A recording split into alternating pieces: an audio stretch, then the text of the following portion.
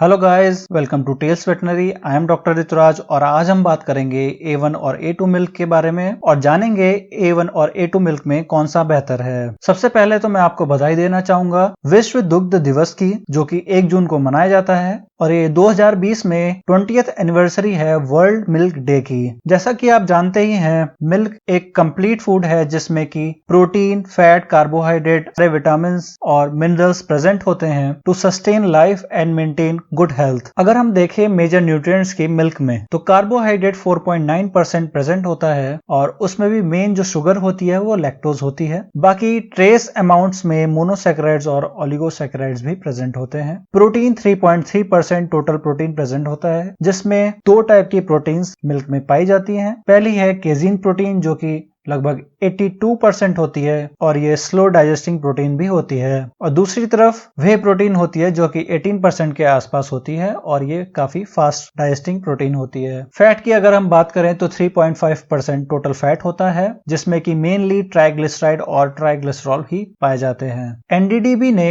1970 में operation flood नाम का एक प्रोजेक्ट स्टार्ट किया, जिसके 3 ऑब्जेक्टिव्स थे कि मिल्क का प्रोडक्शन बढ़ाना, रूरल मिल्क प्रोडक्शन को प्रमोट करना और कंज्यूमर्स को रीजनेबल प्राइस पे मिल्क अवेलेबल कराना। क्योंकि हमारी जनसंख्या बढ़ती जा रही थी, इसलिए हमें मिल्क के प्रोडक्शन को भी बढ़ाना था। सभी लोगों के लिए मिल्क का उत्पादन उस लेवल पे नहीं था और इस कारणवश एक मेथड अपनाया गया जिसका नाम था cross breeding method. European countries से कुछ एक्सोटिक ब्रीड्स कैटल्स की मंगवाई गई, जिनकी क्रॉसिंग करी गई हमारी इंडिजिनस ब्रीड्स ऑफ कैटल से। क्योंकि हमारी देसी गायें उतना मिल्क प्रोड्यूस नहीं कर पाती थी, इसीलिए प्रोग्राम स्टार्ट किया गया। A1 और A2 मिल्क के बारे में जानने से पहले हमें ये देखना होगा कि मिल्क की प्रोटीन कितने प्रकार की होती हैं। तो मिल्क प्रोटीन मेनली 2 प्रकार की होती हैं, केजीन प्रोटीन और वे प्रोटीन। केजीन प्रोटीन में 2 टाइप की प्रोटीन्स होती हैं, अल्फा केजीन और बीटा केजीन। बीटा केजीन लगभग 35% प्रेजेंट होती है। बीटा केजीन के 15 आइसोफॉर्म्स होते हैं, जिसमें कि A1 बीटा केजीन और A2 बीटा केजीन ज्यादा इंपॉर्टेंट हैं। A1 मिल्क की बात की जाए तो A1 बीटा केजीन जिस मिल्क में प्रेजेंट होता है उसे A1 मिल्क कहा जाता है और ये मिल्क वेस्टर्न ओरिजिन की ब्रीड्स ही प्रोड्यूस करती हैं, जैसा कि Holstein Friesian, Jersey, Ayrshire, British shorthorn etcetera. और ये ब्रीड्स पूरे विश्व में फैली हुई हैं, इसलिए A1 मिल्क हर जगह वर्ल्ड वाइड प्रेजेंट है। इस मिल्क की कॉस्ट काफी लो होती है as compare to A2 milk और इन ब्रीड्स की प्रोड्यूसिंग कैपेसिटी काफी अच्छी होती है, इसीलिए ये मिल्क काफी लार्ज अमाउंट में अवेलेबल होता है। वहीं अगर A2 मिल्क की बात की जाए तो A2 बीटा केजीन जिस मिल्क में प्रेजेंट होता है उसे A2 मिल्क कहते हैं, और वो ब्रीड्स जो कि A2 मिल्क प्रोड्यूस करती हैं, जैसे कि गिर, साहिवाल, रेड सिंधी और कुछ हद तक ईस्ट अफ्रीकन प्लेसेस में भी जो ब्रीड्स हैं वो भी A2 मिल्क प्रोड्यूस करती हैं। A2 मिल्क प्रोड्यूसिंग काउ काफी कम जगह में पाई जाती हैं, इसीलिए ये मिल्क काफी कम लोगों को अवेलेबल है। इस मिल्क की कॉस्ट भी काफी ज्यादा होती है, क्योंकि ये ब्रीड्स ज्यादा अमाउंट में मिल्क प्रोड्यूस नहीं करती। इसीलिए ऑपरेशन फ्लड के दौरान जब क्रॉस ब्रीडिंग करवाई गई इन ब्रीड्स की एक्सोटिक ब्रीड्स से, तब डोमेस्टिक काउस की जनसंख्या काफी कम हो गई।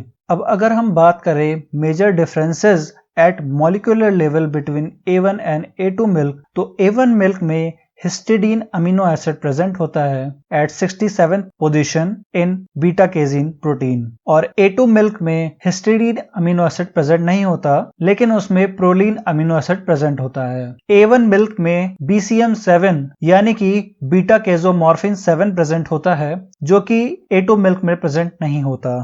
A1 मिल्क के बारे में जानने से पहले हम देखते हैं ह्यूमन बॉडी में प्रोटीन का डाइजेशन होता कैसे है। HCl और पेप्सिन एंजाइम के प्रेजेंस में प्रोटीन का डीनेचुरेशन होता है इन पार्शियली हाइड्रोलाइज्ड प्रोटीन, और ये पार्शियली हाइड्रोलाइज्ड प्रोटीन कन्वर्ट हो जाती है small peptides and amino acids में in the presence of trypsin, chymotrypsin, aminopeptidase and carboxypeptidase. इस ब्रेकडाउन से जो अमीनो एसिड प्रोड्यूस होते हैं वो एक्टिव ट्रांसपोर्ट के थ्रू बॉडी में एब्जॉर्ब हो जाते हैं, और इस डाइजेशन की वजह से A1 मिल्क में एक केमिकल कंपोनेंट होता है बीटा केजोमॉर्फिन 7 जो कि रिलीज हो जाता है और एब्जॉर्ब हो जाता है ह्यूमन बॉडी में, जो कि एक हार्मफुल प्रोटीन है। According to the report of US National Library of Medicine, National Institute of Health, A1 beta casein milk में हाई अमाउंट में BCM7 प्रेजेंट होता है। BCM7 एक ओपियोइड पेप्टाइड है जो कि एक स्मॉल प्रोटीन होती है और ये फर्दर डाइजेस्ट नहीं होता हमारी बॉडी में। BCM7 के मॉर्फिन जैसे इफेक्ट होते हैं CNS में, जिसकी वजह से चिल्ड्रंस में मिल्क की तरफ एडिक्शन हो जाता है और वो हमेशा मिल्क पीने की ही डिमांड करते रहते हैं। मॉर्फिन इफेक्ट कॉन्स्टिपेशन भी करवाता है, जिसकी वजह से जो चिल्ड्रंस A1 मिल्क कंज्यूम करते हैं उनमें कॉन्स्टिपेशन की प्रॉब्लम्स रहती हैं।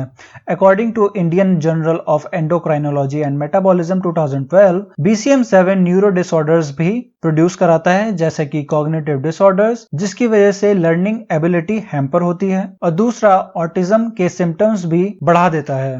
हिस्टिडीन जो कि 67th पोजीशन में प्रेजेंट होता है A1 बीटा केजिन प्रोटीन में, और ब्रेकडाउन के बाद ये फॉर्म करता है हिस्टामिन जो कि एलर्जिक रिएक्शंस करवाता है ह्यूमन बॉडी में। इस वजह से किड्स में allergic dermatitis, allergic rhinitis, allergic cough और अस्थमा जैसी प्रॉब्लम हो सकती हैं। स्कैंडिनेवियन एंड नीदरलैंड कंट्रीज की रिसर्च में देखा गया कि लिपिड और कार्बोहाइड्रेट मेटाबॉलिज्म में A1 मिल्क के कंजम्पशन से काफी प्रभाव पड़ता है, जिसकी वजह से लॉन्ग टर्म में ओबेसिटी और डायबिटीज जैसे बीमारियों का रिस्क बढ़ जाता है।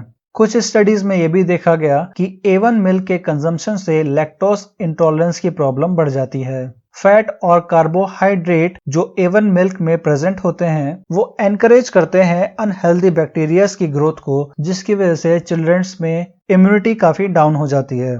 वैसे तो बहुत सारी रिसर्च में देखा गया कि A1 मिल्क की वजह से काफी नेगेटिव हेल्थ इंपैक्ट्स होते हैं, लेकिन किसी भी रिसर्च में ये कॉन्क्लूसिव रिमार्क नहीं दिया गया कि इन डिजीजेस के पीछे A1 मिल्क ही रिस्पॉन्सिबल है। इसीलिए there is a need of research ताकि पता लगाया जा सके A1 मिल्क और इन बीमारियों के बीच कोई लिंक है। वहीं दूसरी तरफ A2 मिल्क की बात की जाए तो कई रिसर्चर्स में A2 मिल्क के कई सारे एडवांटेजेस पाए गए, जैसे कि A2 मिल्क में BCM7 केमिकल कंपोनेंट प्रेजेंट नहीं होता। A2 मिल्क में प्रोलीन अमीनो एसिड प्रेजेंट होता है जो कि प्रिवेंट करता है BCM7 को to reach our body. A2 milk काफी इजीली डाइजेस्ट हो जाता है और इससे कोई भी लैक्टोज इंटॉलरेंस की प्रॉब्लम नहीं होती है। A2 मिल्क में ओमेगा 3 फैटी एसिड्स भी प्रेजेंट होते हैं जो कि हमारी आईज, ब्रेन और जॉइंट्स के लिए काफी हेल्पफुल है। A2 मिल्क में सेरेब्रोसाइट्स प्रेजेंट होते हैं जो कि ब्रेन पावर को बूस्ट करते हैं, और स्ट्रोंटियम भी प्रेजेंट होता है जिससे कि बॉडी की इम्यूनिटी भी बढ़ती है।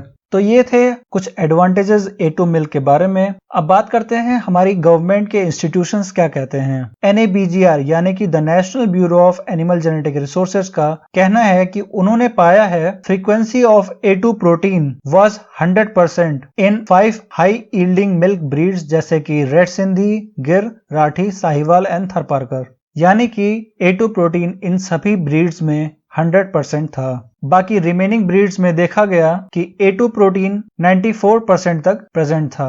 NABGR की स्टडी सपोर्ट करती है कि जो इंडिया में मिल्क सोल्ड हो रहा है वो सेफ है ह्यूमन कंजम्पशन के लिए। साथ ही गवर्नमेंट ने भी एक प्रोजेक्ट चला रखा है जिसका नाम है राष्ट्रीय गोकुल मिशन। ये प्रोजेक्ट 500 करोड़ रुपए का है जो कि लॉन्च हुआ था सन 2015 में। राष्ट्रीय गोकुल मिशन को लॉन्च करने के पीछे रीजन यह है कि गवर्नमेंट कंजर्व करना चाहती है और डेवलप करना चाहती है हमारी इंडिजिनस ब्रीड्स को in a focused and scientific manner. राष्ट्रीय गोकुल मिशन के कुछ ऑब्जेक्टिव्स हैं जैसे कि development and conservation of indigenous breeds, दूसरा ब्रीड इंप्रूवमेंट जिससे कि उनका जेनेटिक मेकअप इंप्रूव हो और स्टॉक भी इंक्रीज हो, तीसरा मिल्क के प्रोडक्शन को बढ़ाना और अपग्रेड करना नॉन डिस्क्रिप्ट कैटल्स को with elite indigenous breeds like गिर, साहिवाल, राठी एटसेट्रा, और पांचवा है distribution of disease free high genetic merit bulls for natural service. और ये प्रोजेक्ट पूरे देश में लागू किया गया है। ग्लोबल मार्केट में अगर A2 मिल्क की बात की जाए तो न्यूजीलैंड में एक कंपनी है जिसका नाम A2 मिल्क कंपनी लिमिटेड है। इसने A2 मिल्क के प्रोडक्शन को कमर्शियलाइज किया है और ह्यूज स्केल में इसकी मार्केटिंग की है। और इसके मिल्क प्रोडक्ट्स A2TM के नाम से बिक रहे हैं in New Zealand, Australia, United states and Asia. वही यूनाइटेड किंगडम की एक कंपनी है जिसका नाम A2 milk United kingdom limited है, वो प्रोड्यूस कर रही है और मार्केट कर रही है A2 मिल्क को इन यूके एंड आयरलैंड। देखिए यहाँ पे अगर देखा जाए तो इंडियंस के लिए बहुत अच्छी अपॉर्चुनिटी है, क्योंकि ग्लोबल मार्केट में A2 मिल्क की और इंडियन कैटल्स की काफी अच्छी डिमांड बढ़ती जा रही है। कंट्रीज जैसे कि Australia, south America, Africa, Brazil and south east Asia, ये सभी कंट्रीज इंडियन कैटल्स को प्रोक्योर करके A2 मिल्क प्रोड्यूस करना चाहती हैं और इसमें इंडिया के पास बहुत अच्छी अपॉर्चुनिटी है to become a world leader in A2 infant food supply, क्योंकि ये मिल्क काफी इजीली डाइजेस्ट हो जाता है और इससे कोई भी लैक्टोज इंटॉलरेंस की प्रॉब्लम नहीं होती है। तो दोस्तों आज का वीडियो यहीं समाप्त करते हैं। उम्मीद करता हूँ आपको कुछ जानने को मिला होगा। वेटनरी और एनिमल हस्बेंड्री से रिलेटेड वीडियोस देखने के लिए stay tune to tails veterinary. This is doctor Rituraj signing of.